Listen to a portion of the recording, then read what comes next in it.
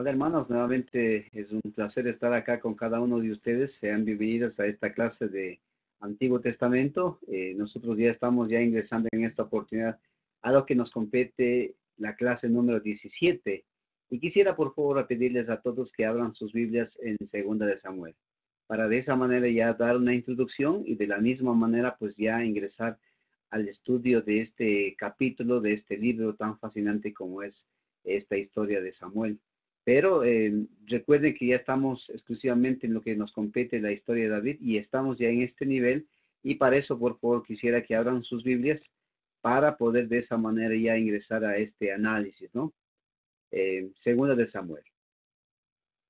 Como ustedes pueden ver, en esta ocasión vamos nosotros ya a dar una introducción breve a este libro. Ustedes pueden recordar de que nosotros ya hemos estado hablando sobre la manera de cómo Saúl llegó a su fin, y también la introducción de este hombre que Dios estaba preparando su corazón. Pienso que la Biblia y su análisis del Antiguo Testamento no solamente necesitamos verlo de una manera histórica, sino que también de una forma teológica, con una aplicación para nuestras vidas, y ver la manera de cómo puede la iglesia hoy en actualidad y cada cristiano y en general el pueblo de Dios podamos tener las aplicaciones necesarias para nuestras propias vidas. Entonces, de esa manera, pues ustedes pueden encontrar en pantalla eh, al fin vemos que David viene al trono, y recuerden de que según de Samuel el libro comienza con el ascenso de David al reinado de Judá, y ustedes conocen que más o menos abarca 40 años de su reinado, terminando antes de su muerte. Y evidentemente pues el libro se divide en dos grandes secciones.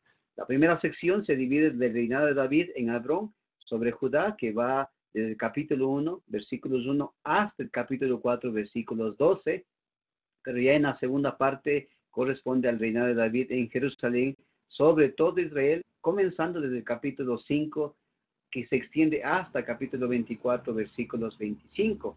Entonces, este segundo de Samuel, esta clase número 17, vamos ya a empezar con los primeros 7, 8 capítulos. Posteriormente vamos a seguir en las posteriores clases para nosotros poder conocer el desenlace y la secuencia que se narra en este contexto que estamos nosotros aquí mencionando.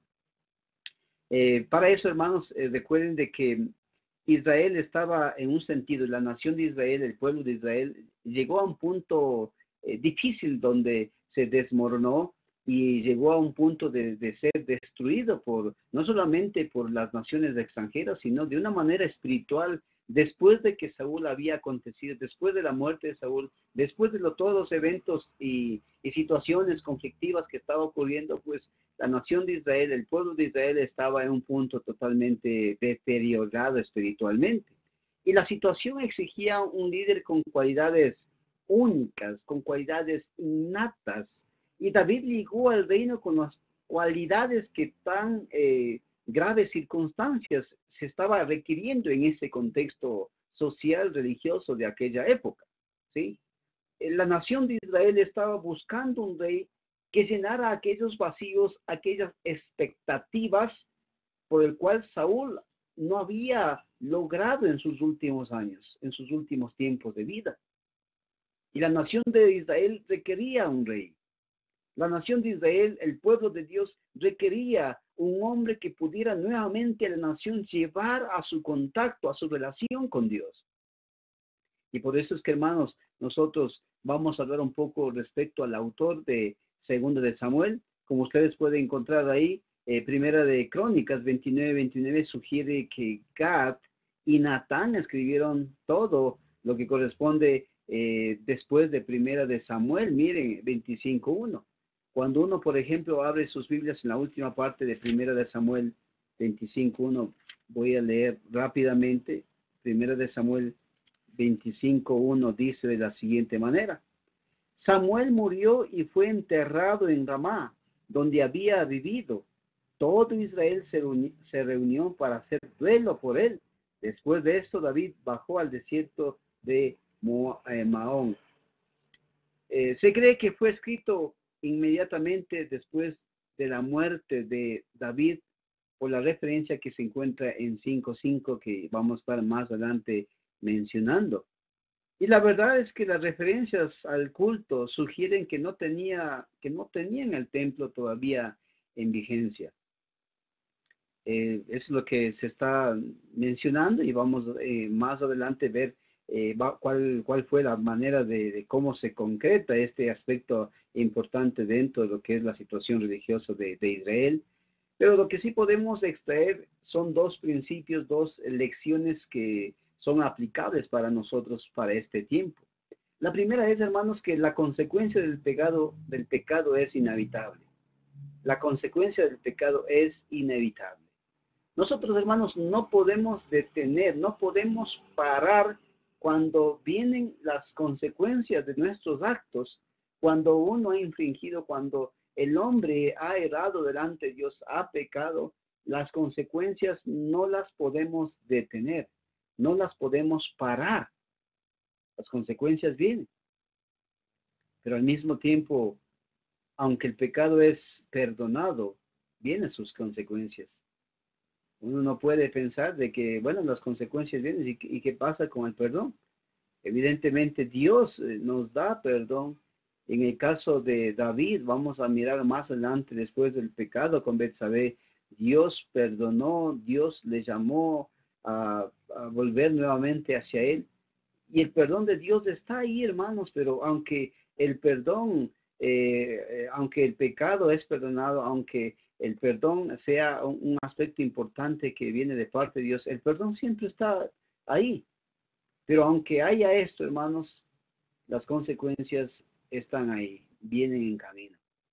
Y creo que eso es importante también aprender para nuestras vidas y también para nuestra comunidad cristiana en nuestras iglesias de Cristo. Eh, Algo que quiero que empecemos viendo, hermanos, es que el capítulo 1 ya ingresa lo que es el reinado de David en Hebrón sobre Judá, es lo que se menciona en este capítulo. Evidentemente, lo que más se enfatiza es el lamento por la muerte de Saúl, todo lo que es el capítulo 1, ¿no es cierto? Dice el texto, después de la muerte de Saúl, David se detuvo 2 días en Siclag, luego de haber derrotado a los amalecitas. Al tercer día llegó a Siclag, dice, un hombre que venía al campamento de Saúl. En señal de duelo se presentó ante David con la ropa rasgada y la cabeza cubierta de ceniza, y se postró rostro en tierra. ¿De dónde vienes?, le preguntó David. Vengo huyendo del campamento israelita, respondió. Pero, ¿qué ha pasado?, exclamó David. Cuéntamelo todo. Pues resulta que nuestro ejército ha huido de la batalla y muchos han caído muertos, contestó el mensajero. Entre los caídos en combate se cuentan Saúl y su hijo Jonathan. ¿Y cómo sabes tú que Saúl y su hijo Jonathan han muerto?, le preguntaron David al criado que le había traído la noticia. Por casualidad me encontraba yo en el monte Gilboa. De pronto vi a Saúl apoyado en su lanza y asediado por los carros y la caballería. Respondió el criado. Saúl se volvió y al verme me llamó. Yo me puse a sus órdenes. Me preguntó quién era yo y le respondí que era Amalecita. Entonces me pidió que me acercara y me ordenó, mátame de una vez, pues estoy agonizando y no acabo de morir. Yo me acerqué y lo maté, pues me di cuenta de que no iba a sobrevivir al desastre. Luego le quité la diadema de la cabeza y el brazalete que llevaba en el brazo para traérselos a ustedes, mi señor. Al oír David y los que estaban con él se rasgaron las vestiduras. Lloraron y ayunaron hasta el anochecer porque Saúl y su hijo Jonathan habían caído al filo de espada y también por el ejército del Señor y por la nación de Israel. Bueno, como vemos, hermanos, en todo este capítulo, los primeros 10 versículos hablan sobre la noticia de la muerte de Saúl. Llenaron al volver de la derrota de los amalecitas, y vemos de que eso se mencionó ya en 1 Samuel capítulo 27, versículo 6. Pero ya en esta ocasión vemos ya un lamento más evidente.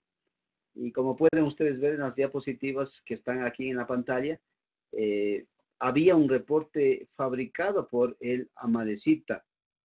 Eh, Vemos que Saúl fue ordenado, miren, a destruir, ir a destruir a los amalecitas. Es lo que se menciona ya en 1 Samuel 15:4. Pero David había atacado a los amalecitas por su destrucción en Siclag y por llevar cautiva a las esposas de David.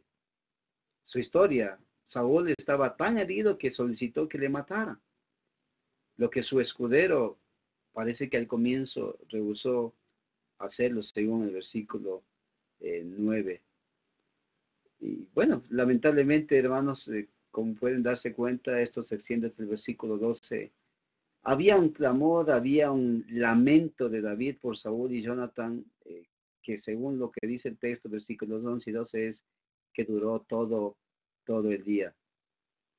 Y es triste, hermanos, ver que la manera, la forma de cómo, en este caso, David llega a las circunstancias para ver el desenlace de Saúl. Muchas veces, hermanos, necesitamos enfocarnos más en nuestras vidas, enfocarnos más en el presente. Y veo que Saúl llegó a este punto, pero por lo que sembró, por todas las situaciones negativas que estaban alrededor de Saúl. Eh, bueno, Dios está en control de nuestras vidas. Dios sabe en el momento que vamos a morir, pero en este caso nosotros decidimos la manera de cómo vamos a vivir y la manera de cómo va a ser nuestro desenlace, nuestro final. Y podemos aprender aquí en cuanto a Saúl, fue muy trágico su situación. Pero ya llegando al capítulo 2, vemos a un David que es coronado rey de Judá. Vemos que la muerte de Saúl abrió la puerta para el destino, en este caso, que iba, ya fue anunciado por Samuel, y esto sucedió hace unos 15 años antes, en su ungimiento en 1 Samuel capítulo 16, versículos 13. Ustedes recordarán eso. Y bueno, vemos de que hubo un gran vacío político en este punto. Muerto Saúl, no había rey en Israel, no había alguien que pudiera en este momento decir, bueno, yo voy a ocupar. Y lamentablemente la situación política, las ciudades de estados, las provincias en aquella época estaban al margen de vulnerables a cualquier tipo de situaciones conflictivas civiles, pero también conflictivas extranjeras. La situación política llegó a convertirse en un caos, como podemos ver. Había un gran vacío político en Judá. Realmente Saúl tenía dos hijos más de su relación con una concubina Rispa, según 2 Samuel capítulo 21, versículos 8 y versículos 11. Pero vemos de que David buscaba la voluntad de Dios y fue enviado a Hebrón, eso es lo que nos menciona el texto bíblico, para ser ungido como rey. Vemos que él había, hablando de David, él había dado regalos a los ancianos de Hebrón después de la guerra contra los amalecitas. Mencionamos eso en 1 Samuel capítulo 30, versículo 31. Vemos que el primer ungimiento fue delante de su padre y hermanos, como se mencionó anteriormente. Y vemos, hermanos, ahora es delante de la tribu de Judá. Y recordarán que también de la misma manera un tercer ungimiento ocurrió cuando era coronado como rey sobre la nación, según capítulo 5, versículos 3, inmediatamente podemos encontrar esta referencia. 5:3 dice: así pues, todos los ancianos de Israel fueron a Hebrón para hablar con el rey David, y allí el rey hizo un pacto con él en presencia del Señor. Después de esto, ungieron a David para que fuera rey sobre Israel. Es lo que estamos mencionando. Pero todo este paso vemos, hermanos, la manera de cómo David estaba, David 15 años antes, un tiempo atrás, fue preparado por Samuel, ¿sí? Y vemos, hermanos, de que David tuvo paciencia, David esperó en Dios, David confió en Dios.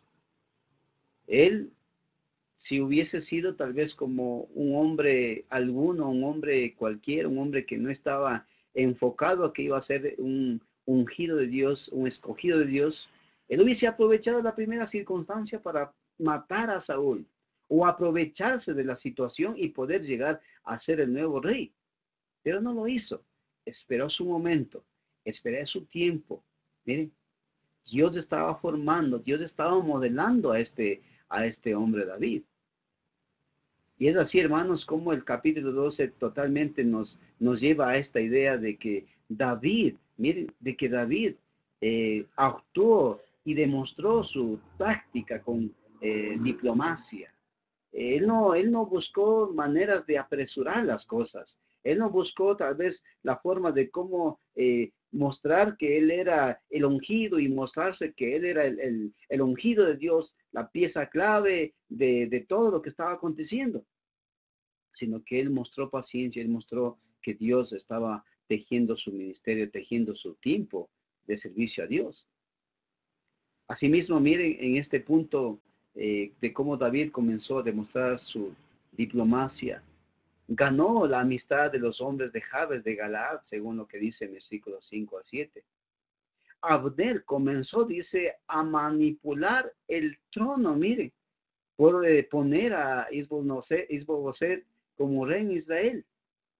Pero también, hermanos, había el hijo menor de Saúl, tenía más o menos, recuerden, 40 años, según capítulo 2, versículo 10, pero no fue nombrado como hijo de Saúl en su coronación, pero sí está incluido en la lista de los hijos de Saúl en su reino. Asimismo, vemos, hermanos, que Isboset reinó en el Transjordán por 2 años, según capítulo 2, versículo 10, dice eso, pues, ¿no? Según Samuel 2:10 dice, Isboset, hijo de Saúl, tenía 40 años cuando fue instalado rey de Israel y reinó 2 años. La tribu de Judá, por su parte, reconoció a David. Interesante ver que había un respeto por David. Pero asimismo, hermanos, hubo un lapso antes que haya tomado el trono. David reinó en Hebrón, recuerden ustedes que aproximadamente unos 7 años y medio. Miren. Y desde el principio del reinado de David, como ustedes ven, empezó un enemigo que no era Isboset, sino que era Abner. Y este Abner causó como un tipo de problemas en todo el inicio, el apogeo del principado del reinado de David. Miren que para resolver el problema del reino, cada ejército eligió 12 tropas para combatir en combate, pero el ganador iba a decidir. Los hombres de David ganaban y persiguieron a Abner. Miren, pero asimismo Abner mataba a Asael, hermano de Jeab, que insistía en perseguirlo. Y de esa manera vemos que había un problema de resentimiento entre Israel y Judá a causa de toda la situación que estaba aconteciendo. Y ustedes recordarán que David perdió 20 soldados, pero Abner 360. Ya llegando al capítulo 3, vemos la manera de cómo es consolidado el reinado de David en todo su esplendor. Vemos, por ejemplo, en estos textos, quisiera por favor que abran, que me acompañen por favor a capítulo 3, versículos, vamos a estar leyendo rápidamente, capítulo 3, versículos del 6 en adelante. Durante la guerra entre las familias de Saúl y David, Abner fue consolidando, dice, su posición en reino de Saúl. Aunque Isboset le reclamó a Abner el haberse acostado con Rispa, hija de Aya, y que había sido concubina de Saúl, a Abner le molestó mucho el reclamo, así que replicó, ¿acaso soy un perro de Judá? Hasta el día de hoy me he mantenido fiel a la familia de tu padre Saúl. incluso a sus parientes y amigos, y conste que no te he entregado en manos de David. Y ahora me sales con que he cometido una falta con esa mujer. Que Dios me castigue sin piedad si ahora yo no procedo con David conforme a lo que el Señor le juró. Voy a quitarle el reino a la familia de Saúl y a establecer el trono de David sobre Israel y Judá, desde Dan hasta Berseba. Isboset no se atrevió a responderle a Abner ni una sola palabra, pues le tenía miedo. Mire, eso es lo que se menciona hasta el versículo 11. Había una acusación contra Abner. Y la acusación específicamente era de que había relaciones sexuales con una de las concubinas de Saúl. Y la respuesta de Abner era de que él usaría su influencia para procurarle a David el reconocimiento como rey de Israel. Ya extendiéndose de los versículos 12 al 21, vemos las negaciones con Abner rápidamente. Por favor, quiero animarles, hermanos, cuando ya vamos a ingresar estos textos, quiero animarles siempre a tener una lectura previa del texto para de esta manera ya ingresar con un conocimiento, con una perspectiva de lo que está aconteciendo para poder seguir adelante y también para no perdernos en el contexto histórico y narrativa, ¿no?, del texto que estamos mencionando, versículo 12 en adelante.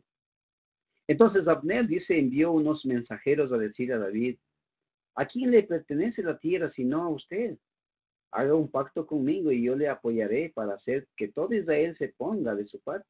Muy bien, respondió David, haré un pacto contigo, pero con esta condición, cuando vengas a verme, trae contigo a Mical, hija de Saúl. De lo contrario, no te recibiré. Además, David envió unos mensajeros a decirle a Isboset, hijo de Saúl, devuélveme a mi esposa Mical, por lo que di a cambio 100 prepucios de filisteos. ¿Eh?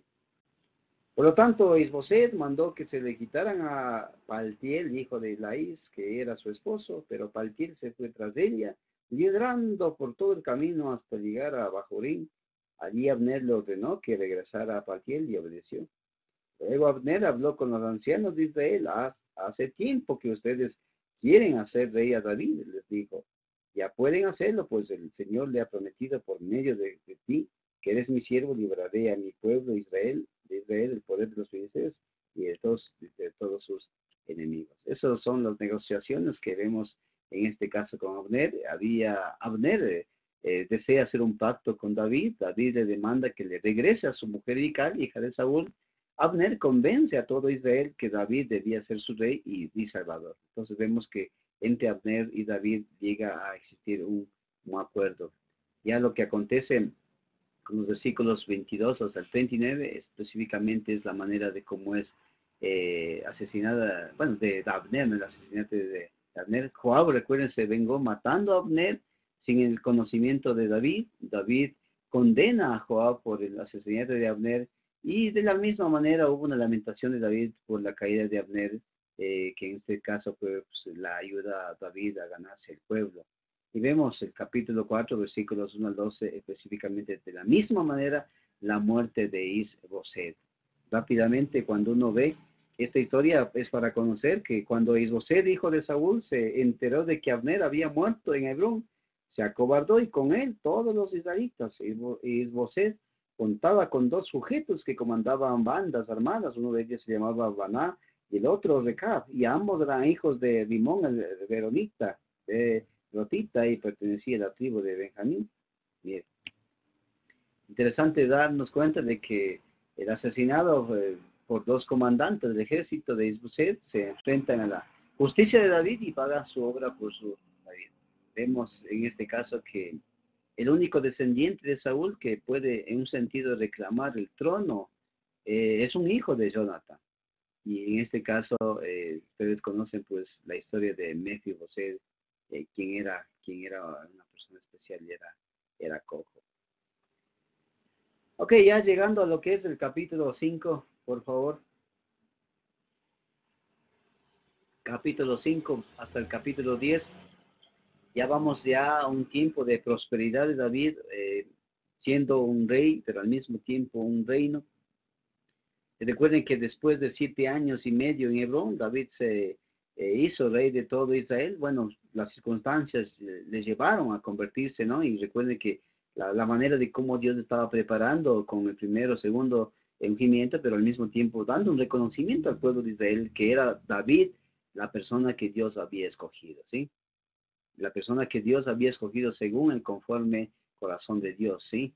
Según la manera de cómo Dios estaba viendo el corazón, la parte íntegra, la parte que muchas veces no vemos. Y por eso es que en el texto dice que Dios miró más lo que estaba dentro, dice el corazón, más no la parte externa, porque eso había acontecido a creer que era una persona muy especial delante de, recuerden, del hombre, del juez de Dios, pues cuando fue a escoger a este el próximo rey.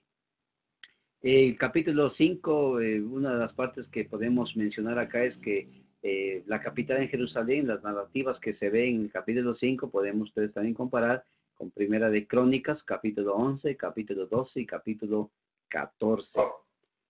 Después, miren, de 7 años y medio en Hebrón, vemos que su capacidad de la niñez todavía, vemos esta capacidad de poder defender, esta capacidad de poder enfrentarse a los leones, esta capacidad de poder defender, de poder pastar ovejas, de poder ser un hombre sumiso al rey, incluso a Saúl mismo. Todo esto le estaba capacitando y todo esto le estaba llevando a un éxito para ser convertido como rey.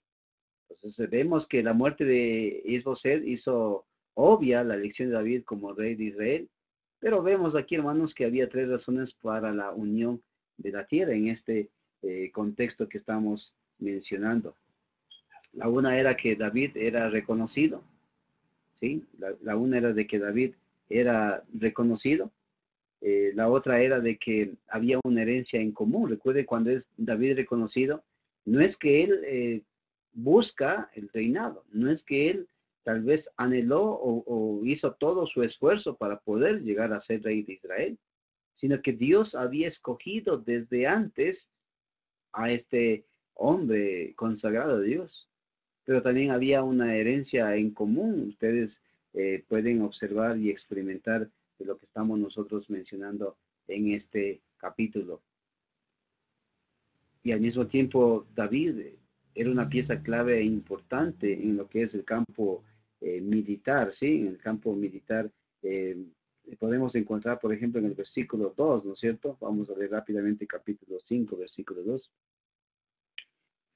Y ya desde antes, cuando Saúl era nuestro rey, usted dirigía a Israel en sus campañas. El Señor le dijo a su majestad, tú guiarás a mi pueblo Israel y lo gobernarás. Bien, qué interesante ver que David fue importante en el campo militar de Israel. Se reunieron en Hebrón, recuerden, para aceptar y ungir a David. Y este, en un sentido, era su tercer ungimiento, según lo que encontramos en 1 Samuel, capítulo 16, versículos 13. De esta manera encontramos, hermanos, que David tenía 30 años de edad, según lo que dice el versículo 4 acá, y reinó por 40 años en su totalidad. Es lo que se menciona en el capítulo 2, versículos 11, y también en Primera de Crónicas, capítulo 3, versículos 4, ¿no es cierto? Así es que los sacerdotes comenzaron a la misma edad, según la edad, ¿no es cierto? Según lo que encontramos en Números capítulo 4, versículo 3. Pero la distinción entre Judá e Israel, de la misma manera, indica que 2 Samuel fue escrito después de la separación de la nación de Israel en el año 931 antes de Cristo, para más o menos conocer el contexto de lo que estaba pasando. Entonces, la capital establecida en Jerusalén, capítulo 5, versículos 10 en adelante, vemos, hermanos, de que había una victoria después de 400 años, ¿no es cierto? Había una victoria después de 400 años. Y esto, en un sentido, aumentó la popularidad de David. La selección de un pueblo neutral ganó la aceptación de ambos lados. Y la sabiduría de David desde ese momento se hizo evidente, se hizo notorio, se hizo conocido por todos. La forma de cómo él empezó a actuar con mucha sabiduría, con mucha sencillez, con mucha sumisión a Dios, Asimismo, vemos en los versículos 11 y 12 una aceptación internacional, mire, una aceptación internacional cuando los embajadores de Irán prometieron materiales para construir un palacio. Es lo que mencionamos en Primera de Reyes, capítulo 5, versículos 1 al 11. Pero asimismo vemos una señal de prestigio, era la multiplicación de esposas. Sin embargo, esto tampoco hay que pasarlo por alto. Esto no era algo tal vez considerado por Dios desde el principio, desde que Él emitió los mandamientos allá en el Sinaí. Pero lamentablemente la dureza del corazón del hombre, la dureza tanto David y tanto Salomón, tanto estos reyes en el Antiguo Testamento, tuvieron muchas concubinas, muchas esposas, pero esto no vemos como algo que es permitido por Dios, sino que es una manera de actuar en base a lo que es el capricho y también la manera de cómo actúa en los corazones, Satanás en los corazones de los hombres. Entonces encontramos en Deuteronomio 17:17 una implicación de violar la ley y bueno, y lamentablemente pues esto iba a traer tristeza en un sentido hasta el final, ¿no es cierto? Es lo que vamos a estar mencionando más adelante para darnos cuenta. Ya en el capítulo 6 ustedes pueden darse cuenta que hay un caso especial y también hemos conocido siempre la vuelta del arca, ¿no es cierto? Capítulo 6 esto lo podemos también comparar con Primera de Crónicas, capítulo 13, versículo, capítulo 15 y capítulo 16. Por más de 100 años, el arca había estado separado del tabernáculo. Los filisteos lo tuvieron durante 7 meses, luego se quedó en Bet-Semes brevemente, entonces en Kiriat Jearim, hasta ahora, mire, hasta ahora donde encontramos esta narrativa que durante 100 años el arca estaba separada del tabernáculo y eso en un sentido era en el camino algo difícil que pensar. Recuerden que lamentablemente la situación geográfica, la situación de cómo fueron llevando el arca no era tal vez un lugar plano, una tierra plana, sino que hubo algo un poco que causó la caída en este caso del arca y lamentablemente pues eso encontramos que David buscó un consejo para mudar el arca. Debía ser llevado por los hijos de Coat y no llevada en un sentido sobre un vehículo. Ya hemos escuchado esta historia. Y que aún los levitas no podían tocar el arca ni aún mirarlo por su santidad. No podían, los únicos que podían eran gente escogida, gente que debía ser, recuerden, de esta tribu sacerdotal, pero no podía ni siquiera el rey. Y conocemos, hermanos, la situación que había acontecido en estos versículos que estamos nosotros aquí mencionando. Había una parte, podemos denominarlo fea, en el camino que causó la caída del arca. Usa se detuvo a pesar, sino que sostuvo el arca y eso fue un acto irreverente que le costó la vida. Los trabajos sagrados tenían que ser hechos de una manera sagrada, así como Dios lo había establecido. Y bueno, esta forma de siempre buscar de Dios la manera correcta, el modelo correcto, es lo que encontramos desde acá, desde el texto mismo del Antiguo Testamento, como estamos mirando ahí en pantalla. Entonces, los versículos 12 al 15 del capítulo 6 podemos darnos cuenta que es la entrada triunfal del arca después de que Dios permite todos estos eventos, pero vemos que había una preocupación de parte de David para no estar, hermanos, separados aún todavía por más tiempo, sino que la preocupación de David es llevar nuevamente el arca. Entonces, los versículos 12 al 15 del capítulo 6 dice, en cuanto le contaron al rey David que por causa del arca del Señor había bendecido la familia de Obed-Edom y toda su hacienda, David fue, dice la casa de Obed-Edom, en medio de la gran algarabía, trasladó el arca de Dios a la ciudad de David. Dice, mire, es lo que está mencionando este versículo. Dice, apenas había avanzado de 6 pasos los que llevaban el arca cuando David sacrificó un toro y un ternero engordado. Vestido tan solo con un éfod de lino, se puso a bailar ante el Señor con gran entusiasmo. Así que entre vitores y al son de los cuernos de carnero, David y todo el pueblo de Israel llevaban el arca del Señor. Bien, interesante. Encontramos que hubo una ofrenda de gracia en estos versículos que David propició, y esta ofrenda de gracia especialmente fue una forma de cómo David estaba dando gracias a Dios por este proceso, por este tiempo que es, bueno, por el evento de estar trasladando el arca, ¿sí? El arca.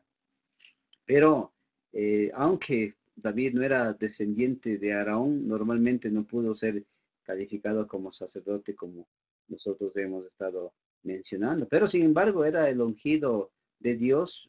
Dios le había escogido, Dios le había elegido, Dios le había ungido. Recuerden, y el fundador, en un sentido, David llegó a ser el fundador del linaje del Mesías, quien iba, en un sentido, pues a cumplir el oficio sacerdotal y bueno, y más que todo, hablando de Jesús como el sumo sacerdote según el orden de Melquisedec. Y has llegado al capítulo 7, como ustedes pueden ver ahí en pantalla, encontramos también esta comparación en Primera de Crónicas, capítulo 15, versículos 29, la narrativa histórica de este evento en el capítulo 7. Dice el texto, una vez que el rey David se hubo establecido en su palacio, el Señor le dio descanso de todos los enemigos que le rodeaban. Dice, entonces el rey le dijo al profeta Natán, ¿cómo puedes ver? Yo habito en un palacio de cedro, mientras que el arca de Dios se encuentra bajo el toldo, dice, de una tienda de campaña. Bien, respondió Natán, haga su majestad lo que en su corazón le dicte, pues el Señor está con usted. Pero aquella misma noche, miren, la palabra del Señor vino a Natán y le dijo, vi y dile a mi siervo David, que así dice el Señor, ¿serás tú acaso quien me construya una casa para que yo la habite? Desde el día en que saqué a los israelitas de Egipto y hasta el día de hoy no he habitado en casa alguna, sino que he andado de acá para allá en una tienda de campaña a manera de santuario. Todo el tiempo que anduve con los israelitas, cuando mandé a sus gobernantes que pastorearan a mi pueblo de Israel, ¿acaso le reclamé a alguno de ellos el no haberme construido una casa de cedro? Pues bien, dile a mi siervo David, que así dice el Señor Todopoderoso, yo te saqué del redil para que en vez de cuidar ovejas, gobernarás a mi pueblo Israel. Yo he estado contigo por donde quiera que has ido, y por ti he aniquilado, dice, a todos los enemigos. Y ahora voy a hacerte tan famoso como los más grandes de la tierra.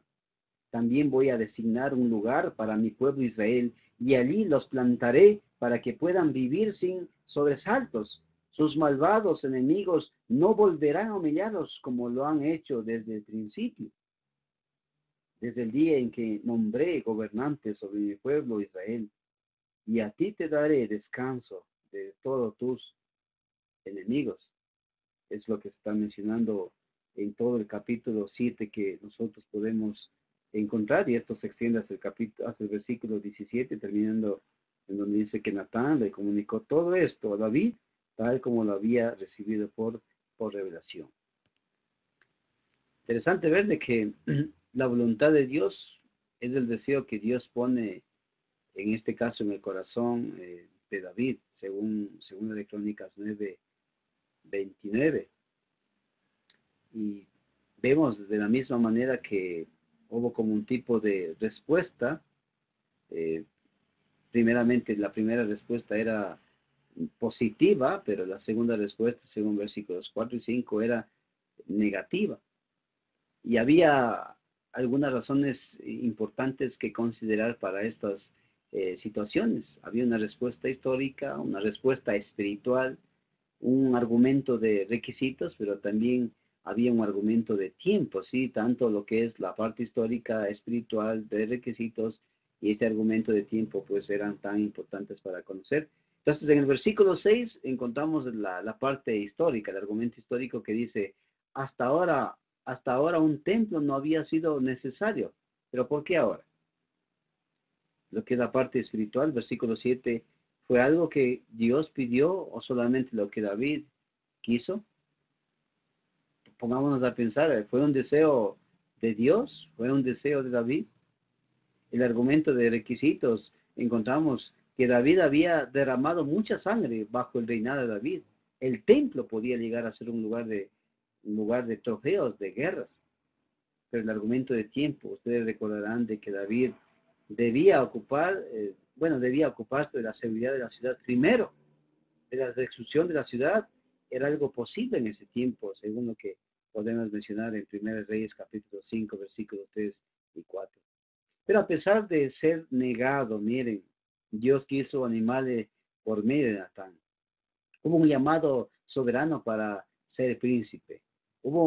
Él, además de este llamado, sobrevivió sobre la protección divina, versículo 9, pero también una casa iba a ser construida y su trono iba a continuar, según capítulo 23, versículos 5 en adelante. Evidentemente, el contenido de este acuerdo, el contenido de este pacto iba a ser de uno de prosperidad, iba a hablarse de un trono, iba a hablarse de un reino especial que se estaba ejecutándose exclusivamente desde estos inicios, desde estos árboles. Entonces, eso es lo que vemos en el capítulo 7. Realmente vemos un reconocimiento de la gracia de Dios, la alabanza de su soberanía. Los últimos capítulos, versículos, capítulo 7, versículo 18 en adelante, vemos a más del reconocimiento, a más de la alabanza de su soberanía, vemos también la petición para el cumplimiento de las promesas, versículos 25 hasta el 29. Y vemos, hermanos, que la petición para el cumplimiento de la promesa, 7 veces se llamó a Dios Señor Jehová, utilizando estas palabras hebreas que es Adonai y Yahvé. 7 veces se llamó Señor Jehová, versículos 18 al 20, versículos 22, versículos 28 al 29. Pero asimismo, 10 veces David se expresó en humilde para llamarse siervo, según versículos 19 al 21 y también versículos 25 al 29. Esa es la forma de cómo Dios estaba haciendo un pacto, llegando a un acuerdo. Realmente no era David la persona adecuada para construir. Por parte de él, pues sí vemos una noción de poder construirle un lugar dedicado a Dios, pero vemos que no era el tiempo, el momento, en este caso, con estos argumentos históricos, espiritual, requisitos y también de tiempo. Y de esta manera podemos ya pasar a lo que es al capítulo 8. Vemos las campañas de David. En el capítulo 8 encontramos en Primera de Crónicas, capítulo 18 también. Saúl fue básicamente defensivo en la guerra, pero David en este caso fue ofensivo para extender sus fronteras. Es lo que nos estamos refiriéndonos en el capítulo 8. Capítulo 8 dice, pasado algún tiempo, David derrotó a los filisteos y los subyugó, quitándoles el trono de Meteg Amá. También derrotó a los moabitas, dice, y quienes obligó a tenderse en el suelo y midió con un cordel a los que cabían a largo de 2 medidas, los condenó a muerte, pero dejó con vida a los que quedaban dentro de la medida siguiente. Fue así como los moabitas pasaron a ser vasallos tributarios, dice de David.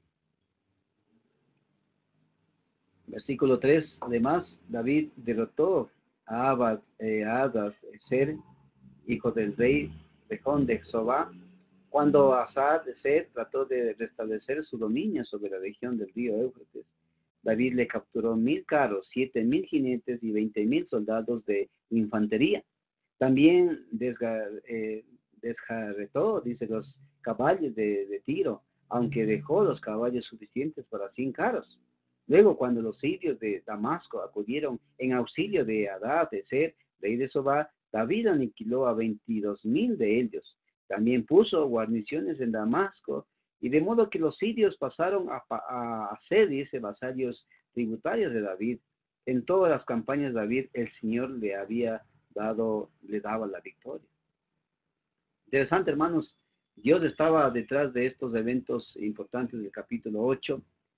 Los primeros dos versículos del capítulo 8 vemos que la derrota de los filisteos, su enemigo, por más de 125 años. Los moabitas fueron destruidos con más de tres muertos. Los sobrevivientes eran puestos en un estado de esclavitud. Había un comportamiento medio extraño, porque David tenía familia en Moab, pero también tenía relaciones amables hasta este punto, hasta 2 Samuel capítulo 22, versículos de 3 en adelante, hasta el versículo 5 y 7. Entonces ya llegando un poco a los versículos 3 y 8, podemos encontrar, hermanos, de que había una situación apremiante que vamos a estar mencionando en estos precisos momentos. En el capítulo 8, recuerden que David nos da, ya acabamos de mencionar, eh, una, una lista de los antiguos enemigos eh, de la nación de Israel. Ustedes recuerden que había los filisteos. El dominio de los filisteos era absoluto sobre ellos. Y la misma historia nos muestra cuando David tuvo su experiencia con Goliat. También Moab, recuerden que estos eran parientes, por ellos no mataron hombres, mujeres y niños. Ellos se habían negado a dejar pasar a Israel en su camino en la tierra primitiva, según versículo 2. También había Soba, que era un estado principal entre Damasco y el Éufrates, según lo que se menciona en versículos 3 y 4, ¿no es cierto? En Moab derrotó hacia el sur y hacia el oriente, en Soba hacia el norte. Dice que se capturó 1000 carros de guerra, 7000 auriocas y 20,000 soldados de infantería. Y no iba a multiplicarse caballos como después se iba a acontecer con su hijo. También encontramos a Damasco, que era la ciudad más grande de Siria, según los versículos 5 al 12 que se menciona en el capítulo 8, ¿sí? Rápidamente 5 al 12. Vemos que luego cuando los sirios de Damasco acudieron en auxilio, dice Hadad, más adelante dice versículo 6, también puso, dice, guarniciones en Damasco, de modo que los sirios pasaran a ser vasallos tributarios de David. Mire, eh, era la ciudad más grande de Siria. Y también los arameos de Damasco trataron de auxiliar a Hadad-Ezer, pero dice que David mató a 22,000, miren, soldados arameos, y las fuerzas israelitas de ocupación se estacionaron entre los arameos en este sector de Damasco. Además de Damasco encontramos también a Edom, que era interesante, según lo que nos menciona versículos 3 y 14 rápidamente, capítulo 8. La fama de David creció, dice, aún más cuando regresó victorioso del valle de Sal, donde aniquiló a 18,000 edomitas. También puso guarniciones en Edom, los estableció por todo el país, de modo que los edomitas pasaron, dice, a ser vasallos tributarios de David. En todas sus campañas el Señor le daba la victoria, es lo que se menciona en estos versículos, hasta el versículo 14, ¿no es cierto? Vemos, hermanos, que hubo un grupo de arameos que decidió luchar en el valle de Sal y perdieron, dice la vida, alrededor de 18,000. Recuerden que la Septuaginta tiene don que concuerda con 1 de Crónicas, capítulo 18, versículo 2. Y la diferencia en hebreo es la letra D en vez de don versus Aram, ¿sí? Entonces vemos específicamente que esto se extendió hasta Amón. Recuerden, además de mencionar los anteriores, Edom, mencionamos el último, encontramos también a Amón, que había en el capítulo 10 y el capítulo 11, la guerra más larga del reinado de David se formó entre estas tres batallas. Recuerden que la primera campaña, capítulo 10, versículo 6 del 14, también encontramos que venció a los mercenarios y los amonitas, se refugiaron, dice, en una gran ciudad amurallada. La segunda campaña se menciona capítulo 10, versículos 15 a 19, y también el sitio y la toma de Rabán, capital de Amón, puso fin, dice, la guerra. Y así encontramos que esta conquista amplió el reino de David desde el mar Éufrates desde el mar Rojo, perdón, hasta el río Éufrates, como se está mencionando en estos textos. De la misma manera, en los versículos 15 al 18, David dice que reinó sobre todo Israel gobernando, dice, el pueblo entero con justicia y rectitud. Joab, hijo de Salvia, era general del ejército. Josafat, hijo de Ahilud, era el secretario. Sadoc, hijo de Ahitob, y Ahimelech, hijo de Abiatar, era sacerdote. Seraías era el cronista. Benaías, hijo de Joiada, estaba al mando de los soldados quereteos y peleteos, y los hijos de David eran ministros, dice en este punto que estamos mencionando. Los oficiales de David, en un sentido, vemos una buena organización al poder ver una distribución bien equitativa, bien organizativa, ¿no es cierto? Había, en este caso, pues, el general de ejército que era Joab. Había un cronista que se menciona a Josafat, había sacerdotes que se menciona a Sadoc y a Ahimelech, había un escriba y un secretario, o el secretario que es Seraías, había también un líder de tropas que estaba dentro de lo que es la cúpula de élite, que era Benaía, pero asimismo encontramos príncipes que también eran considerados como consejeros y en este caso pues eran los hijos de David que se está mencionando en este punto. Como resultado, ustedes pueden encontrar ahí en pantalla, de este éxito, el reinado dejado a Salomón fue el más grande del mundo oriental en ese entonces. En un sentido, pues, todo el hecho de David poder propiciar todos estos eventos y conquistas fuera de su lugar, fuera de la capital, encontramos que dio propicio los filisteos, Moab, Soba, Damasco, Edom, Amón, por mencionar también otros más que hemos encontrado ahí, ¿no es cierto? Entonces vemos, hermanos, que el hecho de construcción, el hecho de poder llevar a un evento importante de campañas de parte de David, eso ayudó para el futuro de Salomón.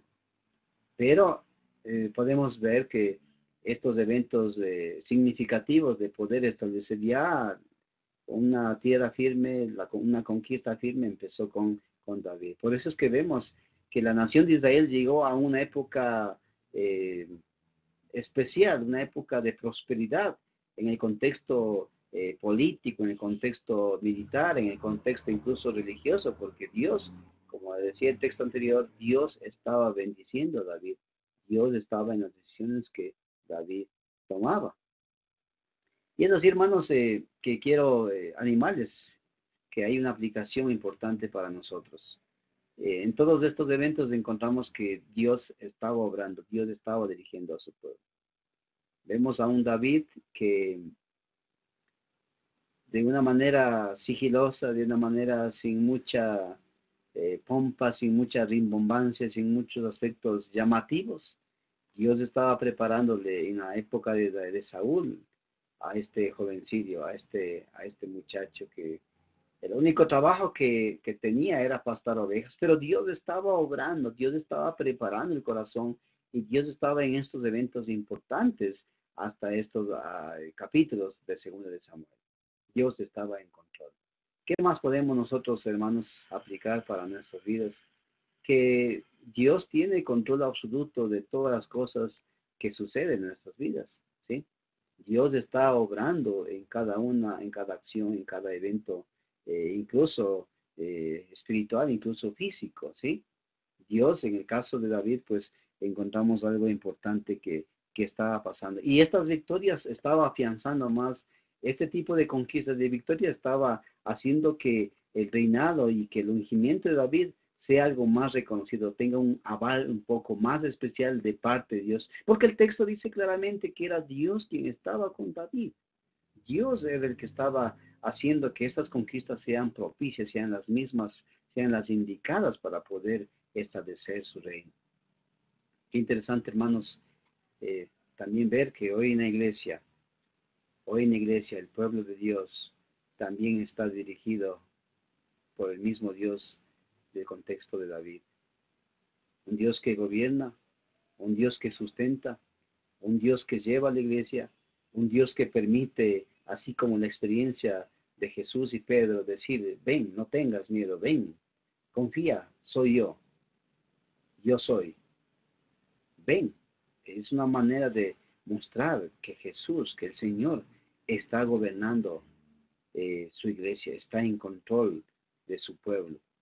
A pesar de las adversidades que hoy encontramos, a veces injustas, a veces negativas, antagónicas, conflictivas hoy en el ministerio, en la iglesia, a pesar de un mundo difícil, a pesar de un caos que está ocurriendo en todas las situaciones, pero hermanos, Dios está gobernando, Dios es el rey, Dios es el que está reinando en su pueblo que es la iglesia. Y debemos dar gracias a Dios, hermanos, que ese mismo Dios del Antiguo Testamento, ese mismo Dios que está en todos estos eventos que acabamos de mencionar, de 2 de Samuel, estos eventos que llevó a la prosperidad de David a convertirse en un rey, pero al mismo tiempo estaba bendiciendo también para que su reino pudiera también ser notable ante esas personas. Vamos a agradecer a Dios y vamos a decirle todos los días que nuestro Dios tiene que seguir siendo nuestro mismo Rey, tiene que seguir siendo el Señor que gobierna. Dios es el Rey, Dios es el que gobierna, Dios es el que permite que cada uno de nosotros podamos vivir un día a la misma vez, a la vez. Quiero darle gracias a todos ustedes y mis oraciones van a ser para que todos nosotros, su iglesia, en todo el mundo, en el pueblo de Dios, en todo el mundo, recuerde que tenemos una esperanza, que tenemos un rey que está gobernando. Y estas historias del Antiguo Testamento nos muestran simplemente que Dios es el que está detrás del telón, que Dios es el que mueve las piezas, que Dios es el que está administrando su creación, administrando su pueblo, administrando lo que el Señor hizo cuando Él vino a la tierra, simplemente establecer su pueblo, establecer la iglesia del Señor. Por mi parte, hermanos, quiero darles gracias a todos y vamos a quedarnos en estos momentos para luego continuar con la próxima clase. Quiero nuevamente, hermanos, animarles a todos que después de cada clase, después de cada lección, en la parte final hay unos cuestionarios y necesito que ustedes vayan avanzando, respondiendo el cuestionario, no en base a lo que hemos visto. Algunos están en el texto bíblico, pero otros de la misma manera podemos encontrar en estas presentaciones. Usted puede encontrar aquí adjunto a la página del instituto, puede encontrar en la sección de Antiguo Testamento de Josué hasta Salomón las diapositivas y las presentaciones que estamos dando, ¿sí? En esta clase. Por mi parte, hermanos, que el Señor les bendiga y vamos a vernos en la próxima clase. Bendiciones.